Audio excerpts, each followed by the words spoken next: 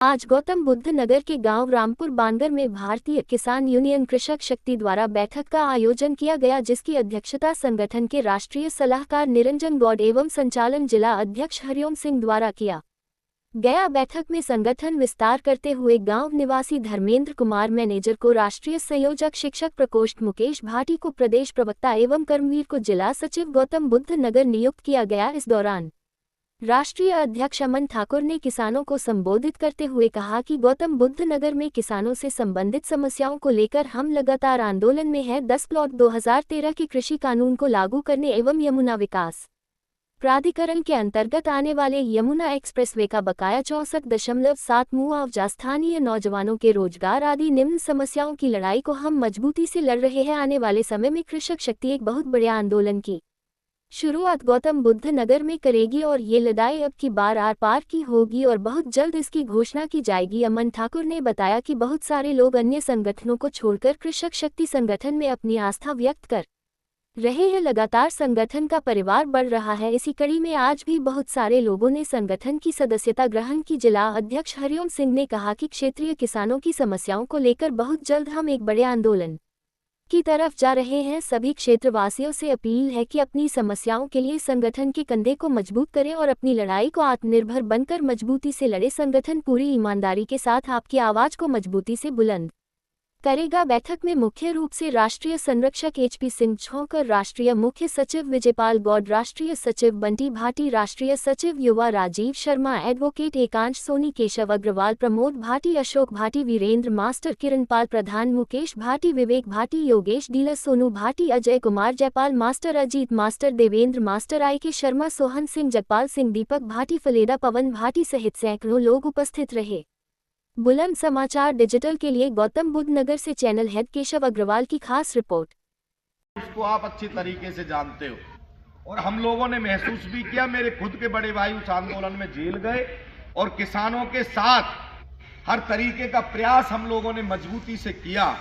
बहुत बड़ा आंदोलन वो रहा। इस प्रदेश नहीं, देश नहीं, अंतरराष्ट्रीय स्तर तक भट्टा पारसोल का आंदोलन गया और उस आंदोलन की वजह से जिकरपुर आंदोलन, चप्पलान, आपने देखा होगा किस तरीके से किसानों ने अपनी छातियों पर गोली खाई।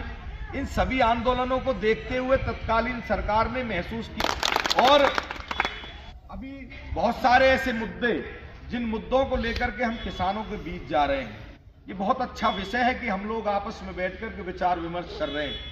मैं आपका बेटा हूं, यहाँ बुजुर्ग आप बैठे हैं। अगर आपका आशीर्वाद रहा तो इन समस्याओं का जड़ से खात्मा करने का बीड़ा हम लोगों का, लेकिन आपको हमारा सहयोग करना पड़ेगा। उस 25 नवंबर के आंदोलन में मैं खुद जेल गया, बहुत सारे किसान जेल गए और जेल के आने के बाद भी हमारी प्रक्रिया उसी तरीके से मुख्य सचिव से बात हुई, प्रमुख सचिव से बात हुई और हम चाहते हैं कि हम एक बार उस प्रदेश के मुखिया के टेबल पर इन समस्याओं को रखें। अगर ये हमारी बात अगर दूर तक जाए तो हम चाहते हैं कि हो सकता है कि यहाँ की कोई इंफॉर्मेशन उनको गलत परोसी जा रही हो। प्रदेश का मुखिया जो कि किसान हितैषी अपने आप को इस प्रदेश में सरकार कहती है और उन्होंने कहा भी, उन्होंने एक प्रोग्राम में कहा था कि गोरखपुर से सस्ती जमीन आखिर नोएडा की क्यों ली जा रही है। गोरखपुर की जमीन महंगी और NCR का जो सबसे अच्छा स्थान है, नोएडा को इस देश का सोना कहा जाता है और नोएडा की जमीन को अगर गोरखपुर की जमीन से भी कम रेटों में लिया जा रहा है तो ये किसानों के साथ छलावा है। तो अभी हम लोग इस मीटिंग के बाद एक आपसी सारे कार्यकर्ताओं के साथ विचार विमर्श करके इसी दिसंबर के महीने में एक बहुत बड़े आंदोलन की हम लोग शुरुआत करेंगे और अब की बार करो और मरो की स्थिति रहेगी। अगर यमुना एक्सप्रेसवे का 64.7% वो नहीं बांटते, 2013 का कानून नहीं लागू करते, तो हम जब तक नहीं उठेंगे जब तक इन समस्याओं का खात्मा नहीं हो जाता। एक बार पुनः आप लोगों को बधाई और शुभकामनाएं। नवनियुक्त हमारे भाई बंटी यहाँ पर बैठे हैं जो राष्ट्रीय सचिव बनाए गए थे, मैं उन्हें भी शुभकामनाएं देता हूँ। आदरणीय राजीव शर्मा जी, आकांक्ष भाई और जहांगीरपुर से चल करके आए हमारे साथी जो एक बहुत अच्छा मीडिया का भी काम करते हैं, मैं उन्हें भी बधाई और शुभकामनाएं देता हूँ। सारे लोग आप आए, आप लोगों ने हमेशा कृषक शक्ति परिवार को मजबूत किया है और आगे भी मैं आशा और उम्मीद करता हूं कि आप लोग इसी तरीके से अपने परिवार को मजबूत करें। आज जो साथी अपने संगठन में सदस्यता ग्रहण करेंगे मैं उनको भी बधाई देता हूं और ये आशा करता हूं कि इस संगठन विस्तार की कड़ी को, किसानों की आवाज को बुलंद करने की कड़ी को आप बहुत दूर तक पहुंचाने का काम करेंगे। बहुत बहुत धन्यवाद। जय जवान जय किसान। अध्यक्ष अमन ठाकुर जी, मेरे बुजुर्गण, मेरे भाई, मेरे चाचा, सभी को नमस्कार। मैं राजीव शर्मा एडवोकेट,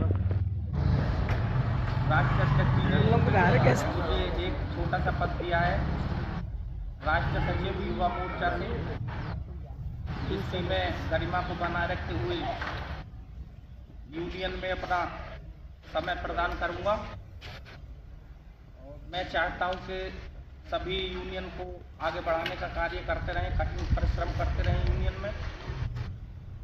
ये हमारी जो यूनियन है वे एक परिवार की तरह है। इसमें सभी बुजुर्गगण में साथी मिलकर के अपना योगदान दें।